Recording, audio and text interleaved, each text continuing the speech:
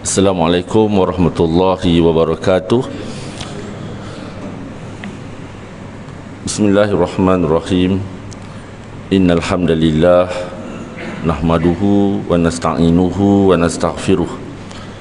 Sesungguhnya segala puji hanyalah kepada Allah. Kami memuji, kami meminta tolong dan meminta ampun kepadanya. Wa na'udzubillahi min syururi anfusina wa min sayyiati a'malina. Kami memohon dijauhkan daripada segala keburukan diri kami, daripada jahatnya amalan kami. Man yahdihillah fala mudhillalah wa man yudlil fala hadiyalah. Sesiapa yang Allah beri hidayah kepadanya, dia tidak akan sesat. Sesiapa yang disesatkan, tiadalah hidayah untuknya. Wa asyhadu an la ilaha illallah wahdahu la syarikalah wa anna Muhammadan abduhu wa rasuluh. Alhamdulillah, tuan-tuan, dapat kita berkumpul pada malam ini untuk sedikit sesi perkongsian berkaitan dengan tajuk yang saya ingat ni kali kedua lah saya datang ke sini, itu atas tajuk aspirasi dari Al-Mulk, yang saya pendekkanlah sebagai Adam. Aspirasi dari Al-Mulk. Jadi tuan-tuan, saya ingin juga mengucapkan rasa terima kasih kepada Jawatankuasa Surau An-Nur atas ruang untuk sesi perkongsian ini, serta kepada tuan-tuan lah, nak kena mendekahkan telinga tuan-tuan, nak kena dengar saya celoteh pula lebih kurang 40 minit lah tuan-tuan, insya-Allah. Jadi sebelum tu tuan-tuan, nak tanya tuan-tuan, apa khabar tuan-tuan? Baik, no, alhamdulillah. Kita ni minggu kita ni kira manis sebab inai masih di jari. Macam orang muda lah, no? Jadi tuan-tuan, insya-Allah dalam sesi perkongsian yang lepas tuan-tuan, berkaitan dengan aspirasi dari Al-Mulk ini, kita dah masuk kepada kepada pengenalan surah Al-Mulk. Kalau saya boleh recap balik, cerita balik sikit, antara benda yang kita bincang pada sesi yang lepas adalah bila turunnya surah Al-Mulk itu, dalam keadaan apa surah Al-Mulk itu diturunkan. Itu pada tahun-tahun kesedihan mengenai Nabi Muhammad SAW, pada tahun yang ke-10 kenabian, dan kemudian kita bincangkan tentang 15 tanda kekuasaan Allah SWT yang ditunjulkan di dalam surah Al-Mulk. Jadi insya-Allah tuan-tuan, hari ini kita akan masuklah pada ayat yang pertama untuk membincang tentang apakah aspirasi ataupun kehendak daripada surah Al-Mulk ini. Maknanya, kata kalau kita baca, apa sepatutnya kita dapat untuk kepentingan, kegunaan untuk amalan diri kita, insya-Allah. Tuan-tuan, dalam satu ayat Al-Quran yang berbunyi a'udzubillahi minasyaitonirrajim, walaqad yassarnal qur'ana lizikri fahal min muddakir, yang bermaksud, dan demi sesungguhnya kami telah memudahkan Al-Quran untuk menjadi peringatan dan pengajaran, maka adakah sesiapa yang mahu mengambil peringatan dan pelajaran yakni daripadanya. Surah Al-Qamar ayat 17. Ayat ni nak habaq kata antara lain, Allah kata dia dah telah mempermudahkan Al-Quran untuk kita semua, tetapi isunya adalah fahal min muddakir, siapa yang nak ambil pengajaran, nak ambil ibrah daripada ayat Quran ni. Satu ayat daripada surah Al-Qamar yang dibuka, yang ada pada ayat ke-17, kemudian pada ayat ke-22 diulang ayat yang sama, diulang lagi pada ayat ke-32, dan diulang lagi pada ayat ke-40, menunjukkan peri pentingnya lah tuan-tuan ayat ni untuk kita faham, untuk kita menjawab persoalan fahal min muddakir, siapa yang nak ambil peringatan dan pelajaran yang ni daripadanya. Jadi daripada ayat ni, antara benda yang kita boleh dapat tuan-tuan, kan kita ni disunatkan membaca surah Al-Mulk, digalakkan sangat sampai surah Al-Mulk ini dikenali sebagai Al-Mujadilah, Al-Waqiyah, Allah, saya lupa, ada 4, ada satu hadis sudah sebut 3, iaitu surah yang akan mempertahankan pembacanya di alam kubur nanti. Jadi daripada kita baca, pembacaan kita tu, kita nak cari apa yang sepatutnya kita faham. Dan inginlah juga saya menegaskan bahawa sesi perkongsian saya ni tuan-tuan bukanlah satu kuliah tafsir. Saya memang bukan ahlinya, saya habaq awal dah. Dan mungkin tak sampai kuliah tadabbur, tapi saya namakan untuk sesi perkongsian untuk pembangunan diri, bagi pembangunan diri saya, tuan-tuan dan hadirin-hadirat lah yang mendengar mungkin di FB dan sebagainya. Tuan-tuan, dalam ayat ini, ayat pertama ni tuan-tuan, yang berbunyi daripada surah Al-Mulk ini saya laju sikit ya. Ni kita bincang dah hari tu ni, analogi perjalanan ni.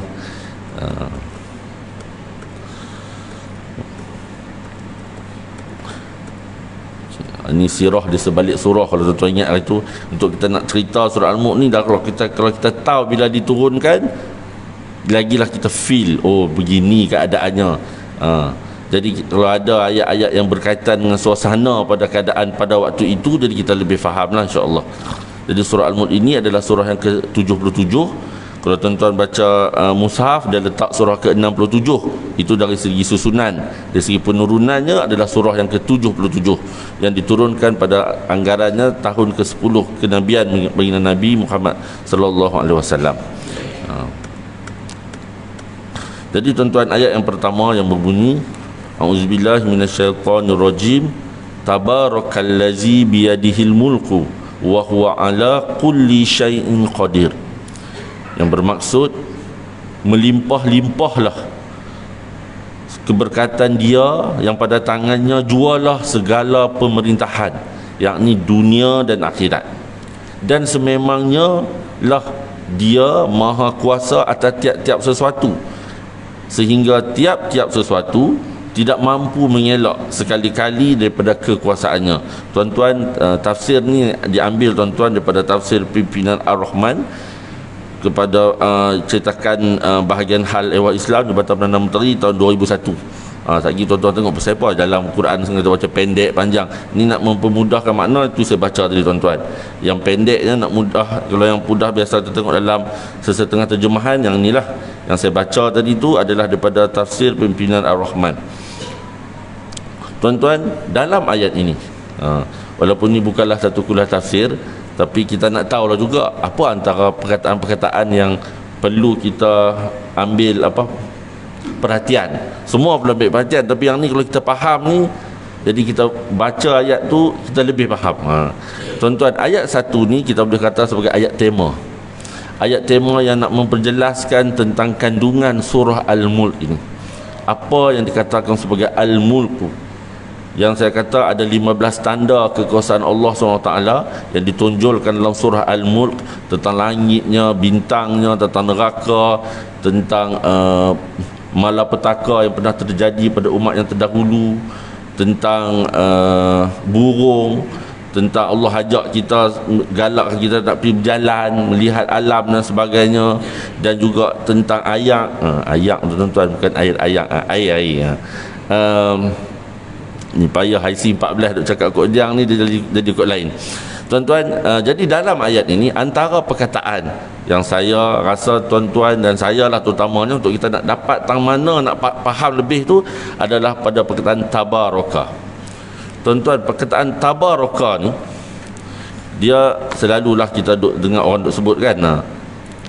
Dia tabaraka ni dia menunjukkan kebesaran dan kehebatan Allah Subhanahu Wa Taala ni. Lepas tu kita selalu dengar orang kata tabaraka wa ta'ala, ataupun Allah Subhanahu Wa Taala. Ni tabaraka ni nak cerita antara lain lah, makna mudahnya adalah berkaitan dengan bahawa keberkatan itu hanya datang daripada Allah Subhanahu Wa Taala je. Dan dia nak macam mubarak, tapi tabaraka ni hanya digunakan untuk Allah Subhanahu Wa Taala. Tapi kalau mubarak kita gunakan untuk apa? Untuk menjelaskan menjelaskan tentang sifat tempat, contohnya Makkah. Kemudian tentang bulan puasa. Ni ada dalam ayat-ayat Quran lah yang memperjelaskan tentang benda tu. Dalam saya sebut ni, saya sebutlah tuan-tuan, di mana kalau tentang mubarak tadi tu, dalam kalau bulan Ramadan dalam surah Ad-Dukhan ayat 3. Ini senang sebab dah ada safe ni kan. Kemudian untuk negara, untuk Mekah ni dalam surah Ali Imran ayat 96. Jadi tuan-tuan, tabaraka ni mudah kita kata adalah bermaksud Allah SWT sahaja yang boleh memberikan kebaikan yang banyak, benda yang melimpah-limpah. Dia satu kebaikan yang terus menerus. Maknanya yang kata keberkatan tu bukan manusia yang bagi. Keberkatan tu hanya Allah yang bagi.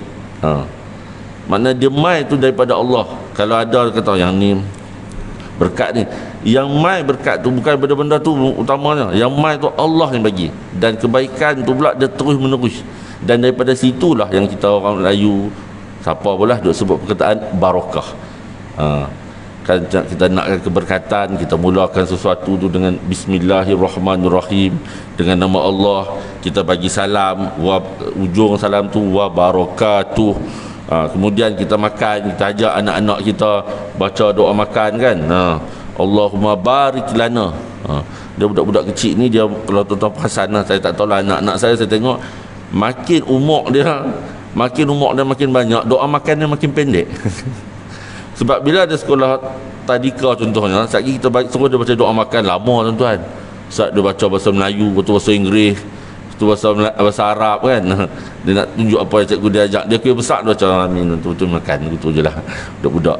Tuan-tuan, yang saya nak ceritanya adalah bahawa keberkatan itu hanya datang daripada Allah SWT. Yang tu kita perlu faham dahulu. Kemudian ini saya boleh laju lah kot, memburu barakah tak kita boleh pergi. Di mana kita nak faham barakah tu bermaksud kekalnya kebaikan yang Allah berikan atas sesuatu. Kemudian satu kebaikan yang berkembang dan bertambah. Dan proses ni, ya maksudnya proses pemberian keberkatan oleh Allah SWT ni boleh menyumbang kepada ketenangan seseorang tu di dunia dan di akhirat. Dan benda ni, benda keberkatan ni benda yang dia pendek, dia mungkin benda tu pendek tapi dia punya kesan dia panjang. Selalulah kalau orang sebut tentang umur, kita kata nak umur yang barakah. Apa dia? Contohlah kita ambil Imam An-Nawawi. Umur pendek je tuan-tuan. Umurnya sekitar 45 ke 45 tahun je. Tapi buku yang tak tahu tulis dah berapa lama, nala punya lama, sampailah orang duk rujuk. Umur pendek je. Kalau nak ikutkan tak sampai umur kita ni, kalau tak ada dah lah, kalau 44, 45 tu. Tetapi keberkatan, tu kita nak kata keberkatan umur tu. Umur sama macam masa lah tuan-tuan. Masa kita semua sama, tapi kita gunakan untuk apa, yang tu yang kita boleh baca. Kita boleh agak dia punya berkatnya tang mana. Tak payah nak abang ke orang lah. Kita dah buat apa, aku rasa berkat tak berkat, tak payah abang. Kita sendiri boleh feel. Hari ni rasa duduk sama 24 jam, tapi apa kita sempat buat? Macam baca surah Al-Mulk inilah, baca 7 minit je. Tapi 7 minit tu ada orang memilih untuk membaca surah Al-Mulk sebelum dia lena. Ada orang 7 minit tu berhabis ujung ni, tak habis cerita inai di jari, tak habis cerita kerajaan jadi tak jadi apa semua ni. Ada orang dia akan buat begitu dan begini. 7 minit tu maknanya kalau baca dia nak tengok tang mana dia punya keberkatan. Tu contoh masa lah dan sebagainya. Keberkatan harta, keberkatan nilai kasih sayang dan sebagainya.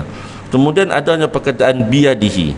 Biadihi ni tuan-tuan maksudnya kalau dengan dia datang daripada perkataan yad. Kalau kita ambil terjemahan secara langsung, kita kata merujuk pada tangan, tapi takkanlah tangan nak cerita tentang Allah SWT, maka dia merujuk kepada kekuasaan ataupun nikmat. Tabarakallazi biyadihi.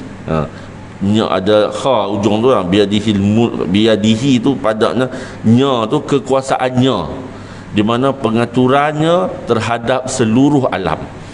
Mana Allah SWT yang mengatur seluruh alam ni. Di mana daripada situlah kemudian ada perkataan al-mulku. Jadi tuan-tuan, titik tolak dia tu saya rasa saya tak bagi lagi. Saya nak bagi tuan-tuan satu bentuk analogi. Kita nak kata bahawa semua ni keberkatan masa dan sebagainya ni tertakluk kepada Allah SWT. Dia yang memegang, dia yang tahu, dia yang berkuasa segalanya. Tuan-tuan, saya nak tuan-tuan fikirkan sama dengan saya satu analogi. Kita semua diberi pelbagai nikmat pada satu hari. Setiap hari kita ada nikmat menghirup udara, melihat. Walaupun kita rabun, kita boleh lagi tengok. Walaupun telinga kita ni kadang-kadang ada lah, kadang-kadang dengar tak dengar, tapi InsyaAllah lah kita boleh dengar. Kaki kita dalam pada sakit-sakit pun Alhamdulillah tuan-tuan duk main juga surah An-Nur ni. Seandainya segala nikmat tu tuan-tuan kita perlu bayar, saya dan tuan-tuan perlu bayar. Kalau kita bayar 1 saat tuan-tuan, 1 saat kita bayar dengan harga RM1 je. Semua ni lah dengan boleh pam jantung dan sebagainya, RM1 je. Dan mana segala maknanya dengan keselamatan yang Allah bagi ni RM1. Dengan apa lagi, matahari dan rembulan yang Allah bagi, dengan udaranya, dengan darah yang mengalir, nadi yang berdenyut dengan baik, otak dan akal kita yang belum lagi nyanyuk dan sebagainya. Kalau semua ini kita perlu bayar dengan harga hanya RM1 1 saat, maka tuan-tuan mari kita tengok berapa banyak yang kita perlukan untuk kehidupan kita. Tuan-tuan, kalaulah segala nikmat hanya dibayar RM1 1 saat, kalau kita ada 100,000 sekalipun, tuan-tuan rasa berapa lama, berapa tahun kita layak untuk hidup? Kalau kita ada 100,000 tu pun Allah bagi juga. Ni nak kata kalaulah kita ada 100,000 tu, berapa lama? Kalau segala nikmat tu package, mungkin ada tuan-tuan rasa, cikgu mahal sangat, cikgu kira 1 saat RM1. Tuan-tuan, itu kita kita rasa mahal. Pada saat jantung kita dah hujung-hujung nak uap, tengah duk sakit jantung ke apa tuan-tuan, kalau orang minta kita geran tanah 3-4 kelong yang kita ada, kita bagi tuan-tuan, kita bagi. Sebab kita tahu lepas ni kita tinggal segala benda. Tapi yang ni pada tu sehat ni, kalau kita ada 100,000 pun tuan-tuan, kita hanya mampu untuk hidup 1 hari 3 jam 46 minit. Kalau kita ada 1 juta, Allah bagi kita 1 juta, tapi dengan syarat hang kena bayar nikmat yang aku dah bagi kat hang ni, hang bayar balik kat aku 100,000 pun tuan-tuan, hanya melayakkan saya dan tuan-tuan untuk hidup 11 hari 13 jam 46 minit 40 saat. 11 hari ya tuan-tuan, 1 juta. Kalau setiap ni nikmat every second ni kita kena bayar, katalah sekupang untuk udara, sekupang untuk darah kita, sekupang untuk nikmat mendengar, sekupang untuk mata, sekupang untuk bercakap dan sebagainya, semua ni RM1 saja kita bayar tuan-tuan. Kalau perlu buat loan, personal loan, kita buat lah nak bagi kita hidup. Sebab 1 juta hanya layak hidup 11 hari. Kalau kita ada 1 bilion lah tuan-tuan, 1 bilion ni tak ramai orang ada tuan-tuan. Kalau saya nak share dengan tuan-tuan lah, 1 bilion ni saya ambil satu orang yang kaya kat dunia ni, yang ada harta yang bilioner di dunia yang ikut USD lah, hanya ada lah ni, satu dunia ni ada 2,755 orang. Ini ikut perangkaan 2021 tahun lepas. Daripada 2,755 tu, 210 nya mai daripada China dan Hong Kong, dan kebanyakannya memang mai daripada US lah, 724 orang. Yang saya nak cerita adalah makna kalau Allah nak bagi nikmat, dia boleh bagi siapa tu. Kata Allah ni bersifat Ar-Rahman. Kita tak boleh kata orang kafir pun boleh senang, orang Islam pun boleh senang. Itu sifat Allah SWT yang menguasai segala je. Ikutlah dia nak bagi kat siapa pun. Tapi kalau kita ada 1 bilion ringgit Malaysia, bayar RM1 1 saat, kita hanya layak untuk hidup 31 tahun 15 hari 46 minit 40 saat. Tuan-tuan boleh kalkulat ni. Ukutlah saya salah kira. Cuma tuan-tuan, saya nak tanya dengan tuan-tuan, saya yakin dan percaya tuan-tuan, kita ni tak ada lah 1 bilion. Siapa pun tak ada 1 bilion ni lekong lalang ni. Tapi umur kita, saya yakin kalau saya tengok muka-muka Tuan Haji, saya rasa umur tuan-tuan Haji sama dengan saya ataupun lebih daripada saya. Di mana semuanya kita ni semua dah lebih daripada 31 tahun 15 hari. Maknanya kalau kita kira, kita hitung one by one apa nikmat yang Allah bagi ni, betul lah. Maknanya Allah SWT ni Maha Pemurah, Maha Kaya, dan dia adalah Al-Mulku. Tuan-tuan, kita nak pergi ambil Al-Mulku ni. Kita ceritakan satu hari tuan-tuan, untuk hidup kalau kita bayar sesaat, kita perlukan 86,000. Tak jumpa lagi lah kita kot orang yang gaji dah 86,000. Tak ada lagi kot. Ini saya salah letak kosong tu. Untuk ada 1 bulan tuan-tuan, kita perlu ada 2.5 juta, 2.592 juta. Untuk hidup setahun Kita perlukan 31,532,000. Mana nak ada tuan-tuan, kita jual geran tanah kita kot ada banyak ni pun tak boleh lah kot banyak tu. Itu pun untuk hidup setahun. Ini sebenarnya saya letak perangkaan ini adalah untuk nak mengingatkan saya dan tuan-tuan bahawa nikmat Allah ni banyak sangat. Itu hanya kira RM1 sesaat.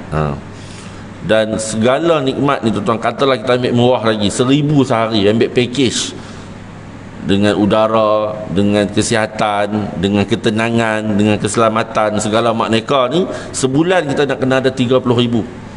Dah sehari 1,000 kan. 1 juta kita hanya boleh hidup 2 tahun 9 bulan. Berapa kali nak keluar IPF tuan-tuan nak beli 1 juta? 1 jam kita perlukan RM41.66.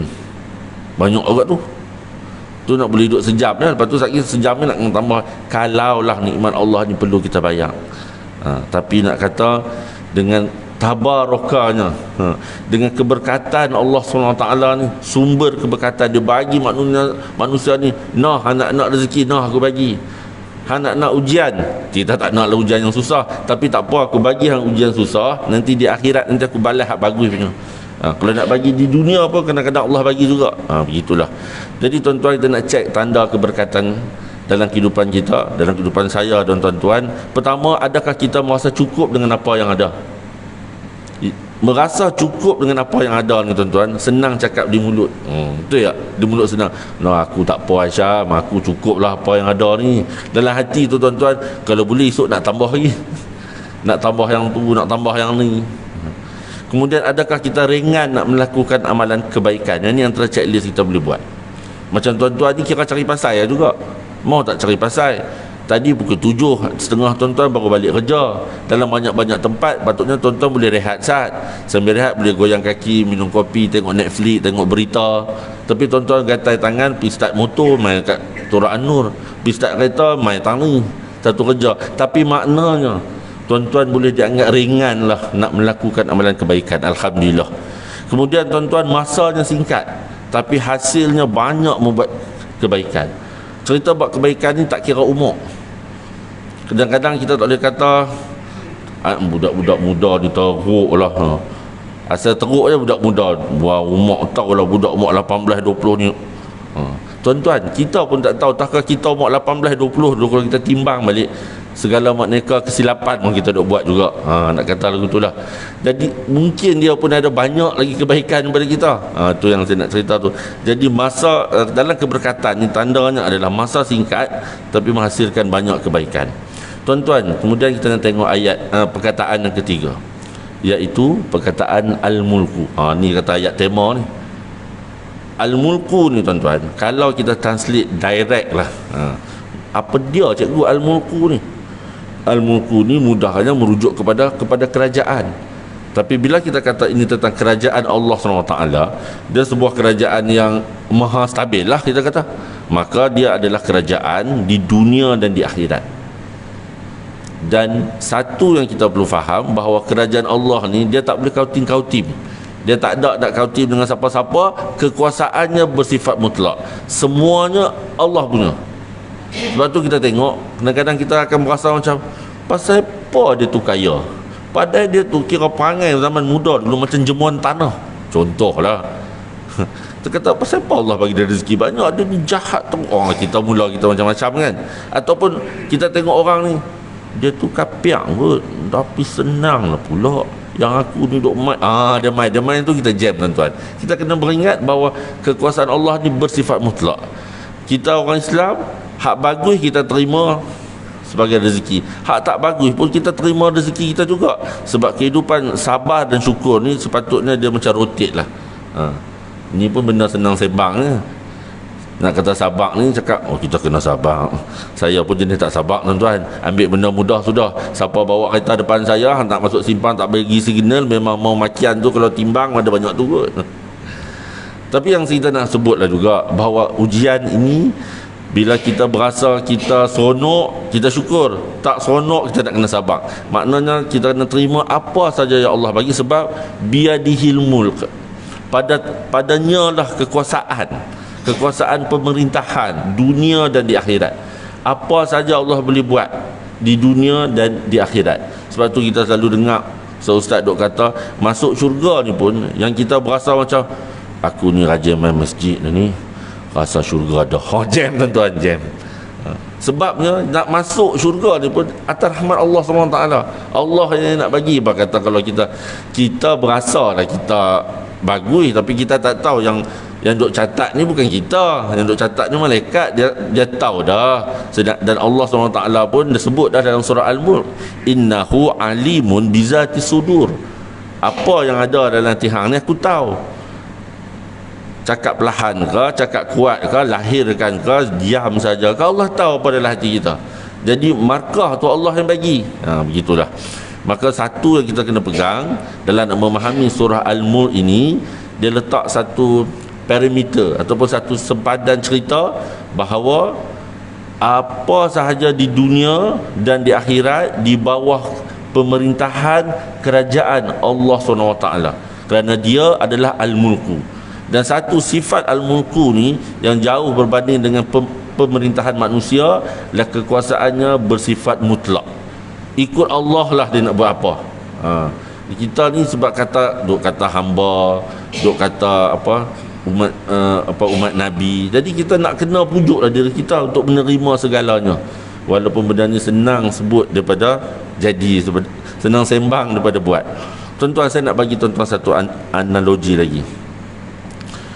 Analogi saya kali ni tuan-tuan, saya nak bawa tuan-tuan pergi ke benua Amerika. Tapi bukan Amerika Utara tu lah, ni Amerika Latin. Satu negara bernama Venezuela. Tuan-tuan mungkin rajin duk dengar kot. Saya ingat dulu Farid Ismail Amir masa zaman berita jam 10 tu selalu duk sebut pasal negara ni. Sebab pada satu waktu dahulu negara ni memang kira dia pernah jadi negara yang paling kaya di Amerika Latin, tuan-tuan, Venezuela. Sebab dia adalah negara yang bersimpanan minyak paling banyak dalam dunia sampai 2022 ni. Sampai hari ini, inilah negara yang paling banyak minyak simpanannya dalam dunia. Bukan production tapi simpanan. Tuan-tuan boleh cek. Banyak daripada US, banyak daripada Saudi, banyaklah. Minyak depa ni mai mana? Minyak ni Allah bagilah, Allah bagi tempat depa. Bila jumpa depa godek-godek kat mana 100 tahun yang lepas, tepat 100 tahun yang lepas, tahun 1922 depa ni jumpa minyak. Mesti tak lagi saya kaitkan dengan tuan-tuan. Sebab tuan-tuan mesti pelik, pasal apa cikgu dia cerita minyak pula ni. Tuan-tuan, depa ni dulu pernah jadi orang yang negara yang sangat kaya, sampai kan depa pernah dapat macam orang kata jackpot lah juga. Masa tahun 1972 kot, masa tu US dia pun keluarkan minyak, depa telah diboikot sebab depa sokong Israel. Jadi negara-negara pengeluaran minyak ni boikot US pada waktu tu. Jadi minyak punya negara pengeluar minyak ni jadi kurang. Jadi depa jual minyak dengan harga mahal lah, dan depa kaya sangat. Kaya sungguh, tuan-tuan boleh Google dah cerita kekayaan di Venezuela ni pada satu masa dahulu. Tapi tuan-tuan, akhirnya negara yang pernah ada kegemilangan ni, dia mencapai satu tahap hyperinflasi. Sampai mereka punya duit tu jadi tak ada harga. Nak beli sayur tu nak kena bawa duit banyak ni. Tuan-tuan boleh cek, boleh Google ni cerita Venezuela ni. Kita patut ambil pengajaran lah. Sebab apa tuan-tuan? Masa depan mereka gemilang dengan harga minyak duk naik. Kemudian segala makneka lah mereka dapat, sampai mereka menghadapi hyperinflasi. Untuk pengetahuan tuan-tuan, pada hari ini kalau tuan-tuan Google, 77% daripada orang yang tinggal di Venezuela miskin tegar. Tuan-tuan, miskin tegar ni susah tuan-tuan. Dia kira macam dia ada miskin tegar. Miskin ni biasalah kerajaan akan letakkan certain pendapatan berapa bawah dia ni miskin. Tapi miskin tegar ni dia tak sampai separuh. Maksudnya nak makan tu, katalah nak makan satu hari nak kena setiap satu kepala ni kena ada RM10 contohnya, depa ada tak sampai RM5.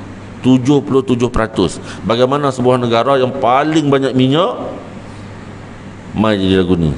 Sebab apa tuan-tuan? Ni nak cerita, nak kait dengan analogi nanti, iaitu depa ada Dutch disease. Dutch ni apa? Belanda ni, nak tengok bola lah ni tahu lah Dutch ni. Dutch disease. Dutch disease ni bukanlah penyakit Belanda. Dutch disease ni satu terma di mana orang kata Dutch disease ni merujuk kepada keadaan di Belanda dulu. Depa jumpa minyak juga. Depa duk pulun minyak tu, Sampai negara mereka pun jadi ekonomi tak cantik. Dan negara yang Dutch disease ni bermaksud negara yang menumpukan kepada satu hasil sahaja. Dan begitulah yang terjadi pada Venezuela. Tuan-tuan, import mereka ni 99%, ekspor mereka ni 99% minyak aja. Pertanian tak buat, apa semua segala mereka tak buat. 99% harap ke minyak. Sedangkan minyak ni benda yang turun dan naik kan. 2014 harga minyak RM100 setung. $100 setung. Saya dulu duk confuse juga. Satu tong ni banyak mana? Adakah satu tong yang kita duk bawa pergi nak buh minyak buh minyak motor kan? Satu tong tu punya 159 liter. So harga dia $100 setung tahun 2014. 2016 harga minyak turun jadi $30 je. Nak cerita, harga minyak yang turun naik ni, mereka ni pi bergantung hanya kepada minyak. Yang menyebabkan akhirnya negara yang kaya, Allah dah bagi segala mak mereka dengan minyak yang simpanan paling banyak, mereka tak buat maintenance tuan-tuan. Hari ni minyak di Venezuela ni nak buat keluar pun dah tak cantik. Simpanan banyak tapi tak boleh buat keluar minyak yang ada kualiti tinggi. Sebab teruk. Sebab tak buat maintenance. Selama 100 tahun tu kira duk belasah minyak yang duk ada, maintenance tak mau buat. Dutch disease. Sebab hanya bergantung kepada sumber tu saja. Yang saya nak kaitkan dengan hari ni, panjang cerita ni, baru nak sampai. Tuan-tuan, dalam kehidupan kita begitulah tuan-tuan.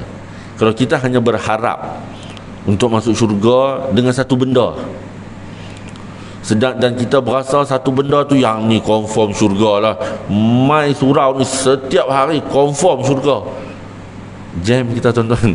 Sebab kita betul mai ke surau ni baik, bagus sangat, memanglah dituntut sangat, tapi kita pun tak tahu berapa dia punya markah kita tu. Sama macam kita bagi sedekah, kata aku sedekah dah hari tu seminggu, tiap-tiap hari cukup lah kot, minggu ni rehat lu. Kita tak tahu seminggu yang kita duk bagi tu mai banyak mana. Kita tahu sedekah ni nanti bawa gitu, bawa berapa datang kebaikan begitu dan begini, betul. Tapi yang kita buat tu, sedekah tu memang bagus, tapi yang kita buat sedekah tu full mark ke tak? Sama macam kita semayang lah. Kita berasa syurga dah ni sebab dijanjikan apa semayang ni 27 ni gitu gini bagus. Tapi kita tak tahu masa kita nak persembahkan di depan Allah SWT tu berapa kena potong, kita pun tak tahu tuan haji. Kita pun tak tahu. Kita rasa kita bawa amalan tu macam ni, menyeret bawa amalan, tahu-tahu bocok merata. Dengan kod ada riak sikit, kod ada silap sana sikit, salah baca sikit, gitu gini jam kita tuan-tuan. Sama, saya ambil contoh saya je lah tuan-tuan, duk sembang tuan-tuan, pang ni lagi Allah tanya, hang buat yang takat mana? Jam. Yang saya nak cerita adalah kita ni nak kena ada kepelbagaian usaha. Dengan umur yang ada, dengan masa yang ada Allah bagi, kita kena ada kepelbagaian usaha, strategi, teknik untuk kita buat. Dan berjaga-jagalah kita tuan-tuan. Berjaga-jagalah kita sebab kita takut yang kita berasa banyak kita bawa tu rupanya tak banyak. Sebab akhirnya nanti kita tetap akan pulang. Tuan-tuan akan balik, saya pun akan balik. Lama-lama pun tuan-tuan nak hidup berapa lama. Takut dah cukup cerita kematian ni, benda payah nak sembang. Tuan-tuan, satu perkataan lagi adalah perkataan qadir. Qadir ni bermaksud maha berkuasa. Makna wa huwa ala kulli syai'in qadir. Kulli syai'in tuan-tuan, setiap sesuatu, semuanya di bawah kuasa Allah yang maha berkuasa. Makna kuasa atas setiap sesuatu. Setiap sesuatu ni lagu mana? Semua benda lah, sekecil-kecil benda. Sebab tu Allah SWT dia boleh buat tanah yang sama. Maka kata kalau kita letak baja yang berbeza ke, ada baja, ada pokok yang hidup, ada yang mati pada tanah yang sama. Maknanya semuanya Allah yang susun. Buah durian, saya tak ada kebun durian, tapi kawan saya kata orang yang ada kebun durian ni, dia boleh kenal buah dia. Buah durian itu dia boleh kenal. Ada tuan-tuan ada kebun durian kot. Dia kata biasanya memang lain kawasan, lain dia punya, adalah bezanya daripada buah durian tu. Saya tak tahu sebab saya tak makan durian. Tapi sembang dengan kawan yang toke durian ni lah. Dia selalu duk peleceh saya, rogi tak makan durian. Kata buah durian mahal, aku makan buah moktan jadilah. Tuan-tuan, yang saya nak cerita adalah bahawa Allah SWT ni berkuasa atas setiap sesuatu. Jadi daripada kita tahu bahawa Allah SWT ni tadi tabaraka, dia ada punca segala keberkatan. Benda sikit jadi banyak, semua Allah boleh bagi. Dan kita juga tahu bahawa Allah SWT ni al-mulku, pemegang kerajaan, pemegang pemerintahan dunia dan akhirat.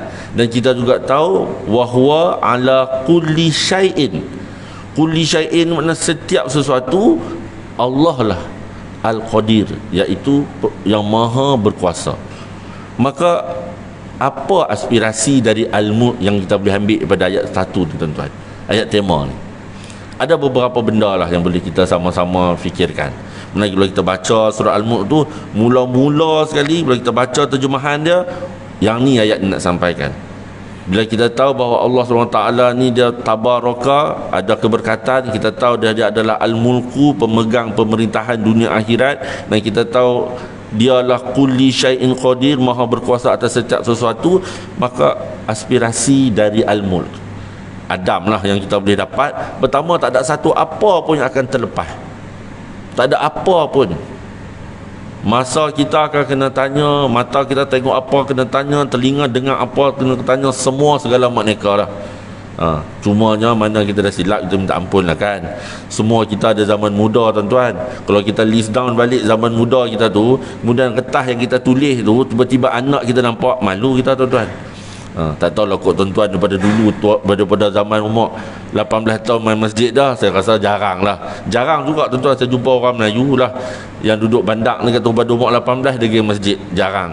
Biasanya kita ni kata umur ni dah berumur sikit lah, mungkin mula 30-an, 40-an, barulah kita mula nak langkah-langkah sikit. Tapi nak cerita bahawa tak ada siapa, tak ada apa pun yang akan terlepas. Itu satu. Kedua, tidak akan terlepas daripada apa tu? Daripada persoalan di sana. Kedua adalah semua benda terlalu kecil. Terlalu kecil di sisi Allah SWT. Terlalu kerdil tuan-tuan. Kalau kita berasa duit kita ni, getah kita ni banyak, kita nak kena timbang balik. Betul ya getah kita banyak, tapi getah tu mai mana? Kita kata getah ni memang getah saya cikgu. Saya ni kerja pagi petang saya malam berniaga, duk fikir strategi berniaga bagi dapat harta macam ni. Betul. Mai mana kita punya kemampuan untuk membuat analisis tu? Mai mana kemampuan kita untuk nak pergi kerja tu? Mai mana kesihatan kita untuk nak pergi nak bercari rezeki tu? Yang ni semua Allah mai. Allah yang bagi tu, nak kata kulli syai'in qadir. Kuasa ni lagilah tuan-tuan. Benda yang boleh ada dan benda yang boleh tak ada. Kuasa manusia ni, masa kita contohlah kita pandai main bola. Orang yang pandai main bola ni pun tuan-tuan, lama-lama pun paling hebat pun tak boleh main bola kalau peringkat profesional ni. Saya rasa tak silap saya, rekod pun duk ada dalam umur 40 lebih lah. 40 lebih. Kalau umur 50 tu, kalau main badminton tu ada lagi orang main yang tu umur lebih tu, depa masuk yang masters tu lah. Yang geng-geng umur veteran sikit ni. Maknanya kuasa ni pun, kalau kita berasa kita kuat, gagah, cerdik, handsome, semua akan kurang. Tak ada orang daripada muda muka lagu tu sampai tua, muka sama lah. Dia ambil hati lah tu tuan-tuan. Kalau dah sampai 50 tahun tak jumpa kita, kawan lama kita, muka sama tu.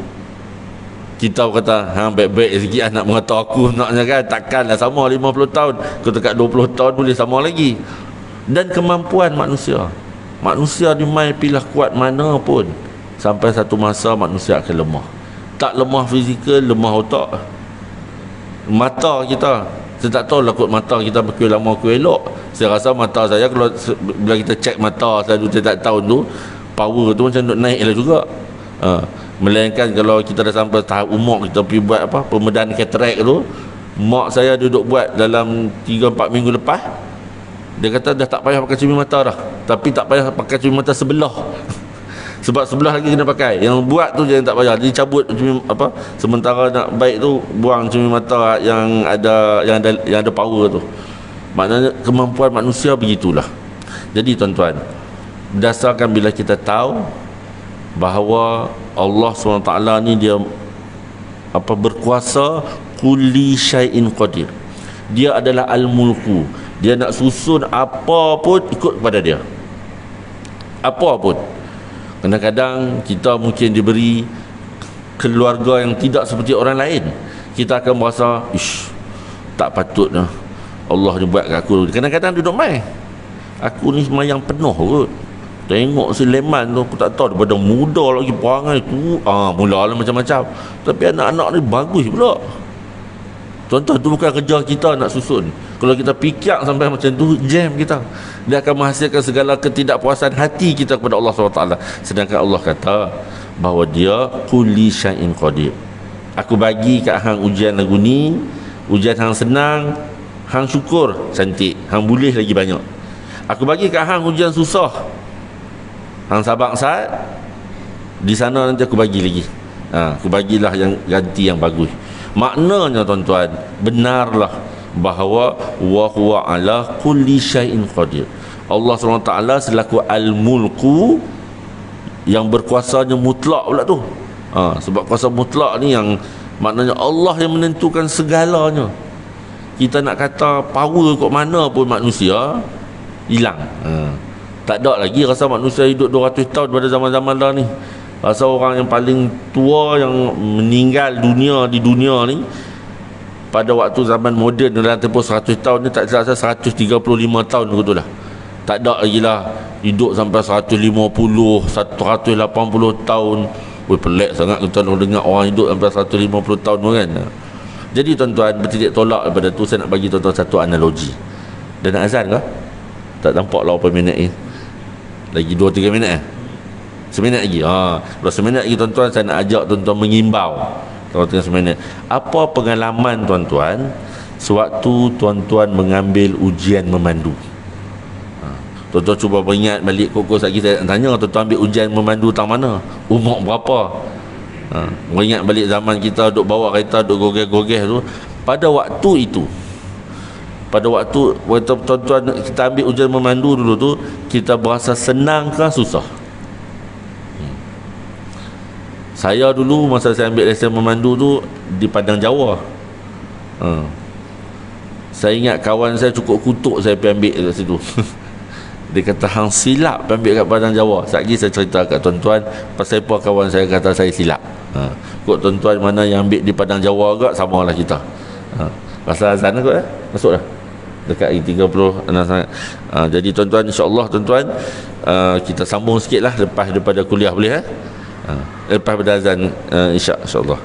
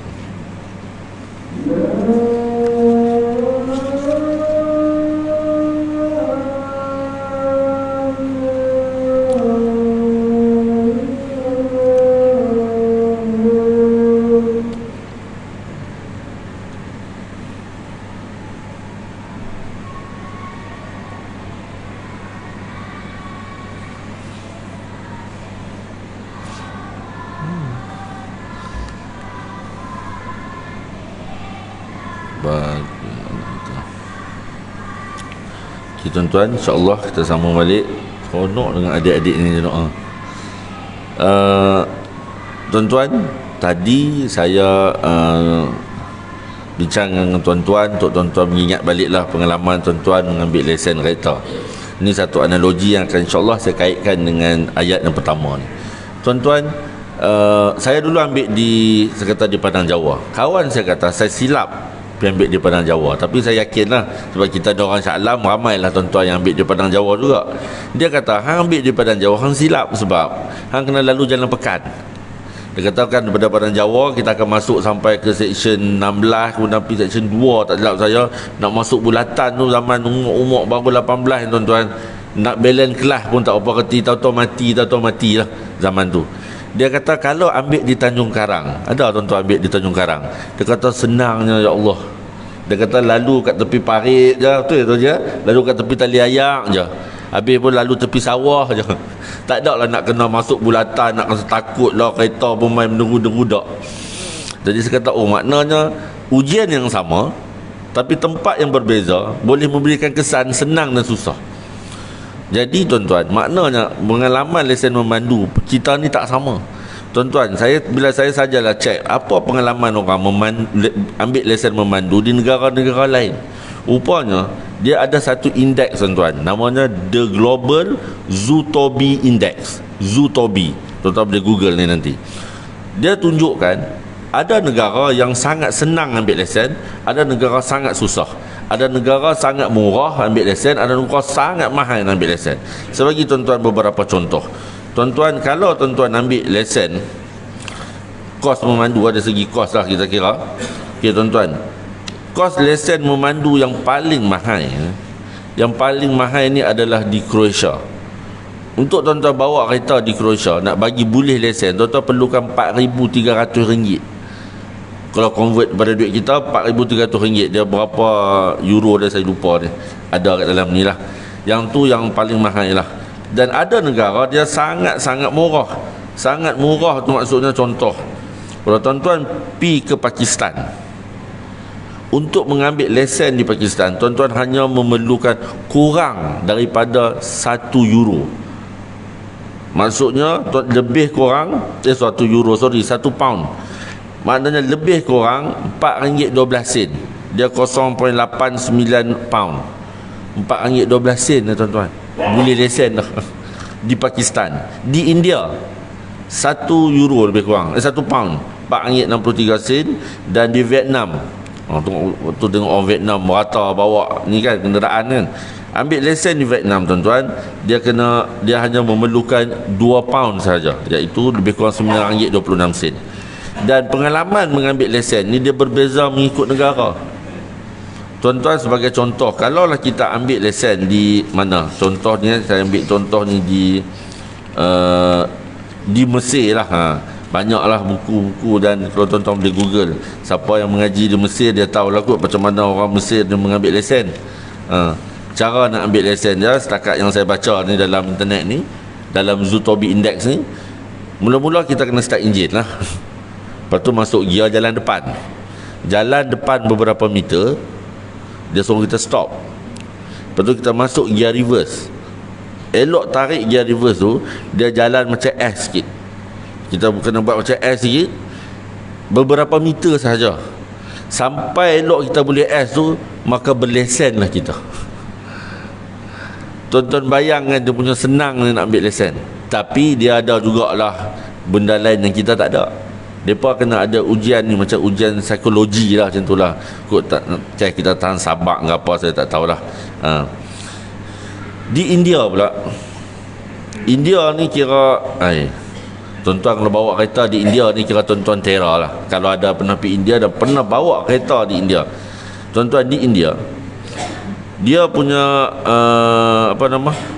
jumlah kereta dia lebih kurang 74 juta di India. Ialah India negara besar, 74 juta kereta, di mana lebih kurang sekali ganda daripada di UK. Lebih kurang sekali ganda. Tapi tuan-tuan, saya nak tunjukkan perbandingan.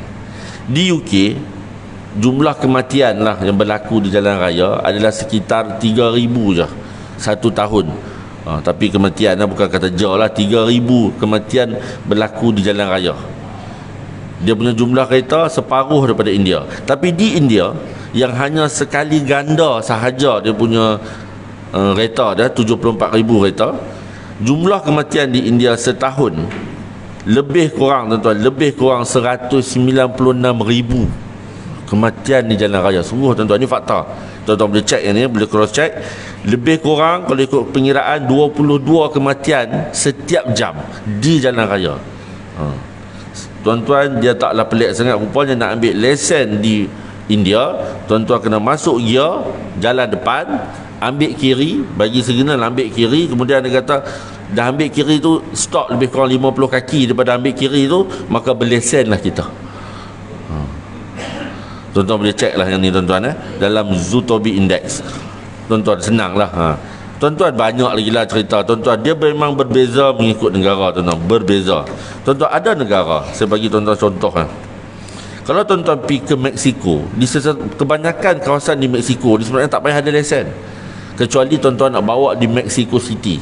Dan kalau tuan-tuan pergi ke negara yang negara yang kata nak ambil lesen ni payah ni banyak. Ada negara-negara yang kata nak ambil lesen dia ni jenuh. Yang senang contoh Mexico, Qatar, Latvia, USA dan Canada, ni kira senang. Lesen yang susah ni tuan-tuan, ni contohnya. Tuan-tuan boleh Google lah macam mana punya susah nak ambil lesen di tempat tu. Macam mana susahnya, beginilah saya bagi contoh. Tuan-tuan, nak mengambil lesen di mana, di Croatia ke tak silap saya, nak ambil lesen sahaja, bukannya nak pergi buat apa pun. Di Croatia untuk mengambil lesen dah mahal. Tuan-tuan perlu mendengar ceramah dalam raya tu 85 jam tuan-tuan, menanah telinga. Tuan-tuan nak dengar saya habis lagi 5 minit pun kata cikgu ni lama sangat cerita ni. Ni 85 jam nak boleh lesen je di Croatia.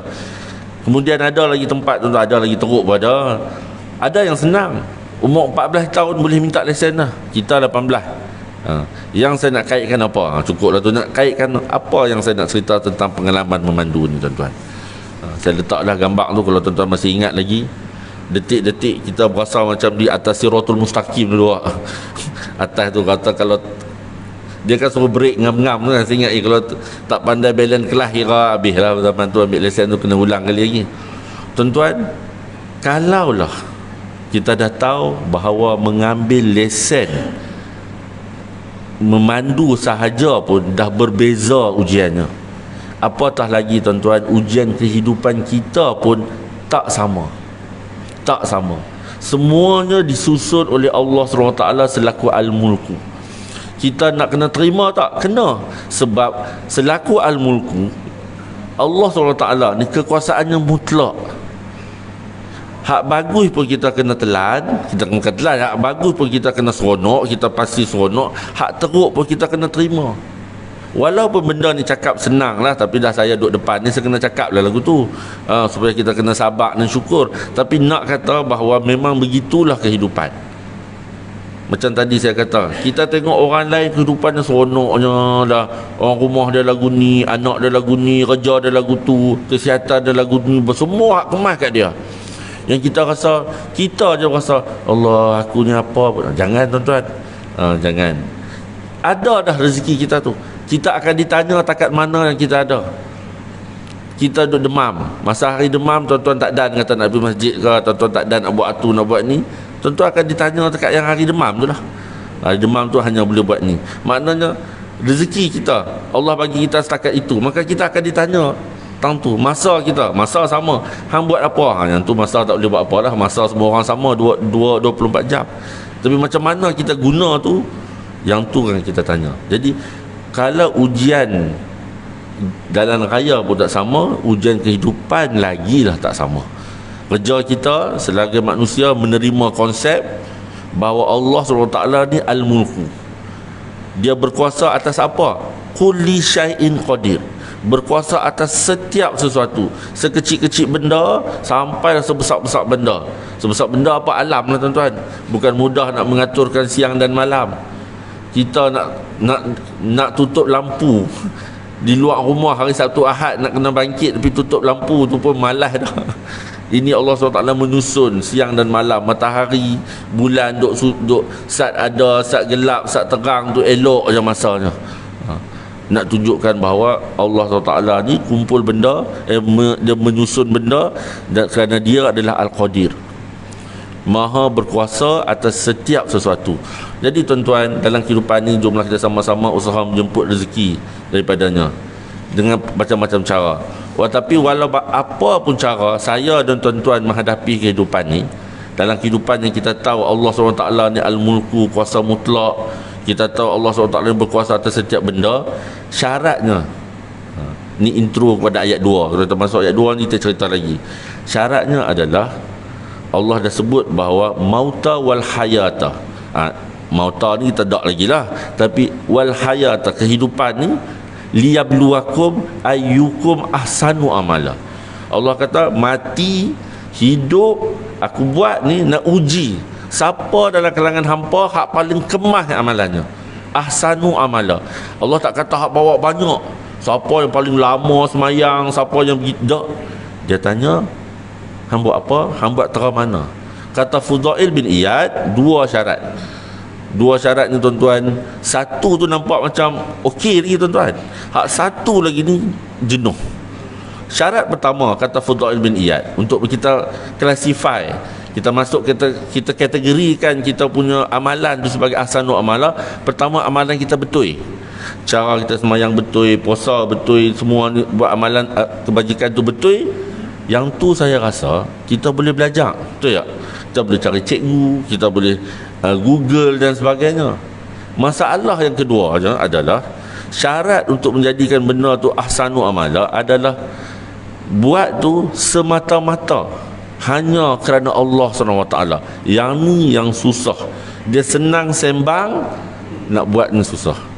Kita buat semata-mata hanya kerana Allah, bukan sebab manusia. Susah tuan-tuan. Tapi tak nak kita kena buat lah, sebab Allah dah kata dah bahawa kehidupan ini mauta wal hayata liyabluwakum ayyukum ahsanu amala.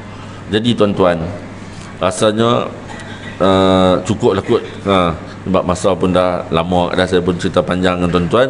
Jadi aspirasi daripada surah Al-Mulk ini tadi telah kita bincangkan bahawa Allah SWT ini, bila kita sedar, kita terima bahawa Allah SWT ni adalah Al-Mulku, kita terima dia menentukan segalanya. Hak elok pun kita terima, hak tak elok pun kita terima. Tapi kita berharaplah kalau yang pahit tu akan manislah akhirnya. Sebab kita dijanjikan kalau benda hak bagus kita terima, kita bersyukur, kita boleh banyak lagi. Dan kalau benda tu teruk tapi benda tu kita sabar, maka kita akan dapatlah imbuhan di alam sana nanti. Tuan-tuan, rasanya setakat itulah saja sesi perkongsian saya pada malam ni. Minta maaf ya tuan-tuan, terambil masa lebih. kod tersembang banyak, mana yang kod tuan-tuan ada perkataan tu, cikgu ni bercakap kod Diang lagi, cubalah cakap KL. Minta maaf banyak-banyak tuan-tuan, walaupun IC 14 tapi tak apa lepas. Rasanya setakat tu saja. Sekian, wabillahi taufiq wal hidayah. Wassalamualaikum warahmatullahi wabarakatuh. Terima kasih tuan-tuan sebab dengar.